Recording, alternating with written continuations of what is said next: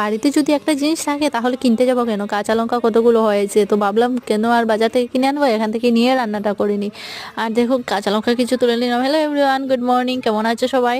তো বাইরে আসলাম, কাঁচা লঙ্কা তুলে নিলাম, এদিকে দেখলাম দুধ দিয়ে গেলো, তো ওটাকেও করে নিয়ে চলে গেলাম। আর আজকে যে মাছ, তো মাছটা রান্না করে নিলাম, এদিকে রান্নাটা বসিয়ে আমি বাকি কাজগুলো সেরে নিয়েছি। এই টুকিটাকি কাজ তো রান্না করে রান্না বসে বসে করে নেওয়ার চেষ্টা করি। এদিকে কাপড় কিছু নিয়েছি, কাপড়গুলো ধুয়ে দেবো। আর সব কিছু আর এই মিনি ব্লগে তো শেয়ার করা যায় না, তো তার জন্য। আর এদিকে বাইরে থেকে আসলাম, এসে দুধটা গরম করে নিয়েছি। আর এদিকে খুব খিদে পেয়েছে, প্রচণ্ড পরিমাণ খিদে পেয়েছে, তার জন্য একটু ভাত নিয়ে নিলাম। ভাত টাত খেয়ে চলে আসলাম, ঘরটা একটু গুছিয়ে নিচ্ছি, বিছানা টিছানা গুছিয়ে নিচ্ছি, কাপড়গুলো নিয়েছিলাম, নিয়ে ধুয়ে দিয়েছিলাম। আর তার জন্য আর গুছকাজ করে তারপর একটু ঘরটাও ঝাড় দিয়ে নিই, তারপর ঘরটা মুছে নেবো। আর এদিকে আমার সোনাদেরও খিদে পেয়েছে, ওদের স্নান করিয়েছি, তারপর আমারও স্নান করা হয়ে গেছে, তারপর সোনাদেরকে একটু দুধ বিস্কিট খাইয়ে দিচ্ছি, সকালে ভাত খাওয়া হয়ে গেছে ওদের। তো আজকের ব্লগটা কেমন লাগলো কমেন্ট করে জানিও।